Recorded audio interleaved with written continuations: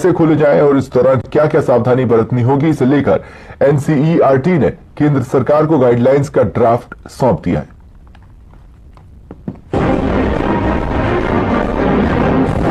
Corona के case बढ़ रहे लगातार, स्कूल खोलने पर भी हो रहा विचार। एनसीईआरटी ने किया 6 फेज का प्लान तैयार। Odd even formula, roll number होगा आधार। लेकिन सबसे बड़ा सवाल, क्या हम पूरी तरह हैं तैयार? अब सरकार ने स्कूलों को खोलने की तैयारियां भी शुरू कर दी हैं और इसके लिए एनसीईआरटी ने 6 फेज वाले प्लान का ड्राफ्ट भी केंद्र सरकार को सौंप दिया है। इस ड्राफ्ट में 6 चरणों में स्कूल खोलने के साथ साथ तमाम गाइडलाइंस भी हैं, जिसका पालन बेहद जरूरी बताया गया है। ड्राफ्ट के अनुसार एक कक्षा के बच्चों को एक साथ स्कूल नहीं बुलाया जाएगा। इसके लिए रोल नंबर के आधार पर ऑड इवन फॉर्मूला लागू किया जाएगा या फिर 2 शिफ्टों में कक्षाएं लगेंगी। बच्चों के स्कूल पहुंचने के समय में भी 10-10 मिनट का अंतराल होगा। ड्राफ्ट में सोशल डिस्टेंसिंग के लिए कक्षाएं खुले मैदान में लगाए जाने का सुझाव दिया गया है। एनसीईआरटी ने जो 6 फेज सरकार को बताए हैं, अब वो भी जान लीजिए। पहला चरण, 11वीं 12वीं की कक्षाएं शुरू होंगी। एक हफ्ते बाद 9वीं 10वीं की कक्षाएं शुरू होंगी। 2 हफ्ते बाद 6ठी से 8वीं तक की कक्षाएं शुरू होंगी। 3 हफ्ते बाद 3री से 5वीं तक की कक्षाएं शुरू होंगी। 4 हफ्ते बाद 1ली 2री की कक्षाएं शुरू होंगी। 5 हफ्ते बाद अभिभावकों की सहमति से ही नर्सरी केजी की कक्षाएं शुरू की जा सकेंगी। इसके अलावा भी ड्राफ्ट में कई जरूरी गाइडलाइंस पालन करने की सलाह दी गई है, जिसके अनुसार बच्चों के बीच 6 फीट की दूरी होनी चाहिए।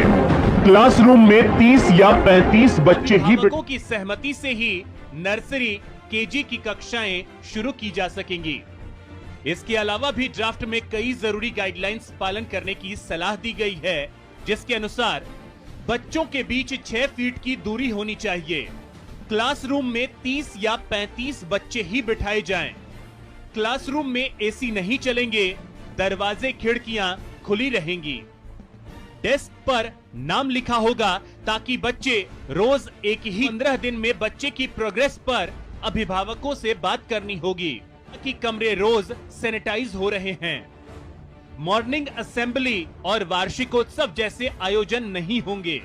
स्कूल के बाहर किसी भी तरह के खाने पीने के स्टॉल नहीं लगेंगे। स्टाफ और छात्रों के प्रवेश करने से पहले स्क्रीनिंग अनिवार्य होगी। बच्चे कॉपी, पेन, पेंसिल, खाना शेयर नहीं कर सकेंगे। हर बच्चे के लिए मास्क जरूरी होगा। कहने सुनने में तो एनसीईआरटी का ये गाइडलाइंस ड्राफ्ट बेहतरीन लग रहा है, लेकिन तब बड़ा सवाल यह है कि जहां बड़े और समझदार लोग सोशल डिस्टेंसिंग के गाइडलाइंस की अनदेखी कर रहे हैं, वहां छात्र इन गाइडलाइंस को कितना समझ पाएंगे? क्या बच्चों की सुरक्षा पूरी जिम्मेदारी स्कूल प्रबंधन लेने के लिए तैयार हैं? ये सवाल इसलिए भी क्योंकि इजराइल ने भी कोरोना पर शुरुआती नियंत्रण के बाद स्कूल खोल दिए थे और उसके बाद 250 बच्चे इस वायरस की चपेट में आ गए थे। नए केस आने के बाद 6,800 बच्चों को क्वारंटीन करना पड़ा और इजराइल सरकार को स्कूलों को फिर से बंद करने का आदेश जारी करना पड़ा। इसमें कोई शक नहीं कि कई महीनों से स्कूल बंद होने के कारण बच्चों की शिक्षा पर असर पड़ रहा है। शिक्षा बेहद जरूरी है, इसमें कोई शक नहीं, लेकिन सबसे जरूरी है नौनिहालों की जान। इसलिए स्कूलों को खोलने से पहले ये देखना होगा कि इसके लिए हम कितने तैयार हैं।